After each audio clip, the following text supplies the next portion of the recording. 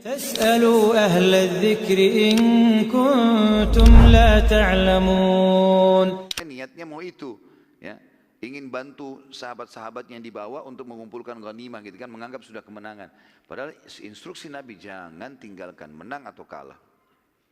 Allah Subhanahu wa taala berfirman tentang wajibnya patuh ini dalam surah An-Nisa, surah nomor 4 ayat 59.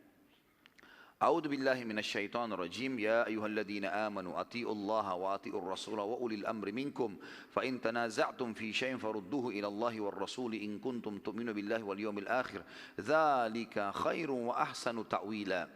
Hai orang-orang beriman, taatilah Allah, taatilah Rasul dan ulil amri di antara kalian. Masuk semuanya yang diberikan amanah.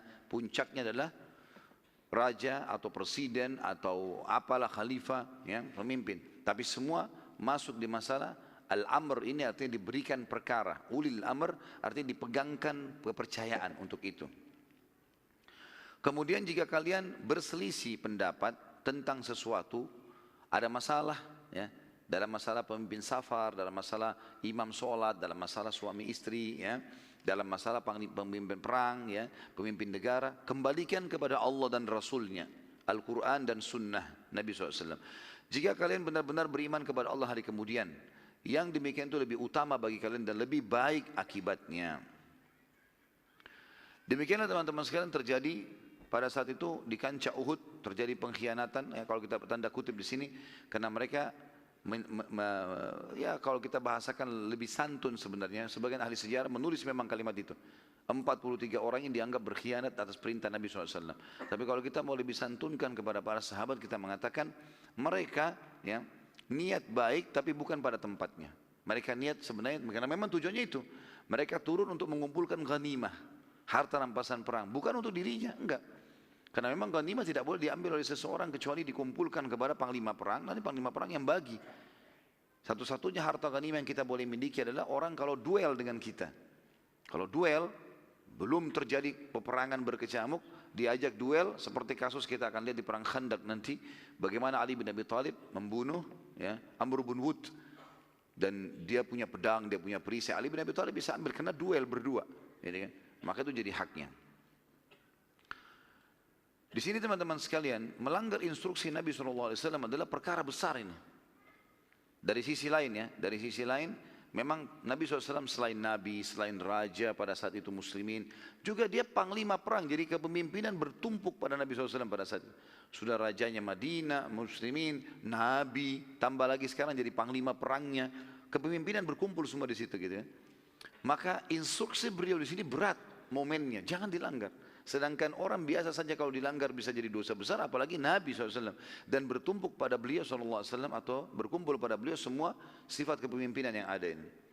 Allah juga mengingatkan dalam surah An-Nur tentang masalah itu, surah nomor 24 ayat 63. A'udzu billahi minasyaitonir rajim. La taj'alu du'a'ar rasuli bainakum ka du'a'i ba'dikum ba'dha. قد يعلم الله الذين يتسللون منكم لواذا فليحذر الذين يخالفون عن أمره أن تصيبهم فتنة أو يصيبهم عذاب أليم. Surah An-Nur ayat 63. Janganlah kalian menjadikan panggilan Rasul, seruhannya beliau, titahnya, perintah, larangan, ya, di antara kalian seperti titah atau seruhan sebagian orang di antara kalian, seperti sebagian memanggil yang lainnya atau mengusulkan yang lainnya. Sesungguhnya Allah telah mengetahui orang-orang yang beransur-ansur pergi di antara kalian dengan berlindung kepada kawannya. Maka hendaklah orang-orang yang menyalahi perintahnya takut akan ditimpa cobaan dan akan ditimpa adab yang pedih. Artinya Allah tahu sebenarnya ada di antara mereka pada saat kalian perang Uhud, dia berusaha untuk mendekat dengan teman-temannya, iya, tapi meninggalkan instruksi Nabi ini nggak boleh. Andai saja ke-43 orang itu dengan hikmah Allah tidak turun, maka tidak bisa orang-orang Quraisy menyerang. Karena yang menahan pasukan Khalid bin Walid 200 orang manuver dari belakang bukit adalah 50 pemanah ini tadinya. Ini pelajaran pertama teman-teman, wajibnya patuh pada pemimpin dan akibatnya berat. Akibatnya akhirnya muslimin dikalahkan, banyak pembantaian terjadi. Yang kedua, dari kejadian Uhud ini, Allah Azza wa Jalla, Allah yang maha mulia dan maha suci, ingin memberikan pelajaran pada kaum mukminin bahwa sudah menjadi sunnatullah, sudah menjadi hukum Allah Subhanahu wa taala juga. Akan ada menang dan kalah, ada sakit dan sehat, ada pagi dan malam, ada muda dan tua, ada hidup dan mati, ada dunia dan akhirat, ada sunnatullah. Artinya terjadi memang karena sebab perbuatan kalian, terjadi kekalahan. Tapi ini tidak lepas juga dari sunnah kauniyah. Artinya sebuah sistem yang Allah ciptakan seperti pergantian siang dan malam. Walaupun kita suka siang tetap akan datang malam. Cuman kalau berhubungan dengan perilaku-perilaku manusia, sebabnya adalah campur tangan kita sendiri. Seperti kasus misalnya sunnatullah kita lapar ya. Sunnatullah kita lapar kan. Allah kasih solusi. Sunnatullah juga makan akan menghilangkan lapar. Kalau ada orang bertolak belakang dengan sunnatullah itu, misalnya dia tidak mau makan, ya dia mati. Jadi ada sistem gitu, mau tidak mau gitu. Nah hampir sama dengan perilaku ini. Kalau kalian patuhi Allah dan Rasulnya, kemenangan didapatkan. Kalau tidak patuh, maka kekalahan yang datang. Seperti sistem itu. Allah menyebutkan dalam Al-Quran, ayat demi ayat turun. Surah Al-Imran, surah nomor 3 ayat 121 sampai 129. Jadi 9 ayat ini turun menceritakan tentang kejadian perang Uhud tadi. A'udzu billahi minasyaitonir rajim.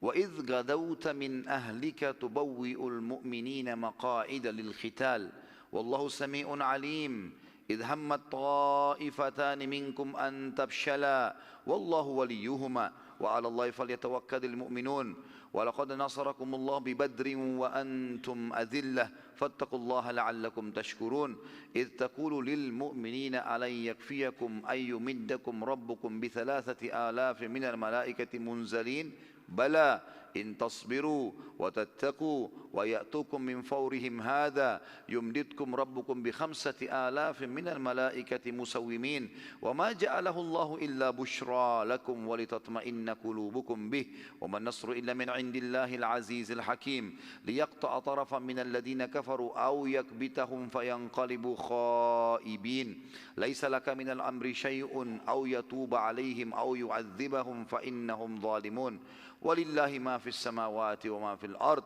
يغفر لمن يشاء ويعذب من يشاء والله غفور رحيم. Jadi ayat ini turun tentang kejadian perang Uhud. Allah SWT menceritakan secara detail kepada kita walaupun kita tidak hadir.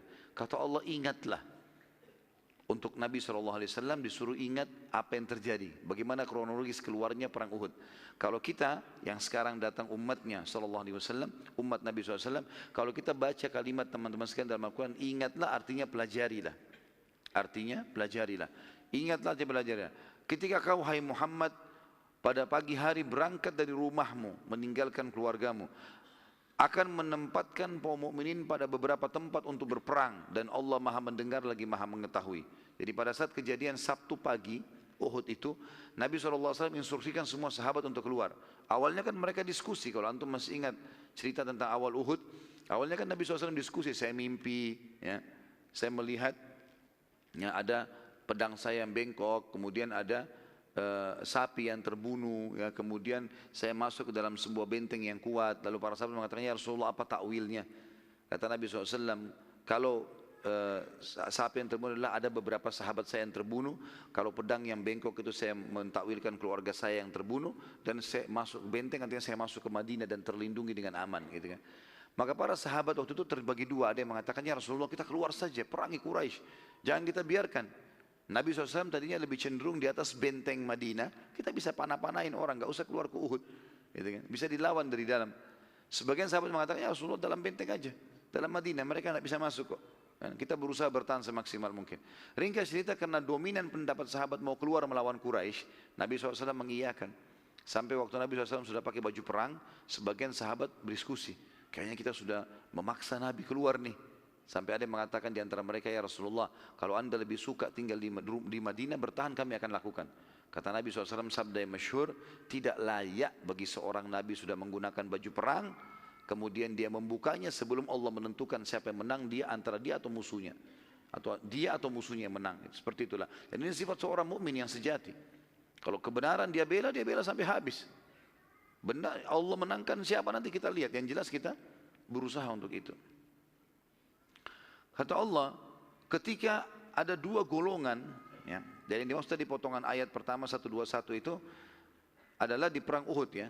Kalimat di situ dikatakan, Ingatlah ketika engkau berangkat pagi hari dari rumahmu, rumah keluargamu, dan akan menempatkan para mukminin di beberapa tempat untuk berperang. Maksudnya di lokasi Uhud, mengatur strategi. Kamu di gunung pemana, kalian ikut di sini, diatur strategi perang.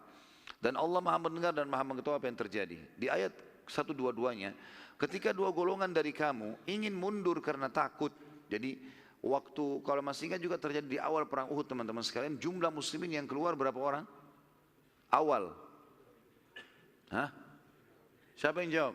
Bisik-bisik mana saya dengar? Hah? Lah. Awal keluar. Siapa yang jawab? Angkat tangan. Hah? Ahsan, buku. Kasih buku tolong. 1000 awalnya. Tapi ada yang bubar, pulang.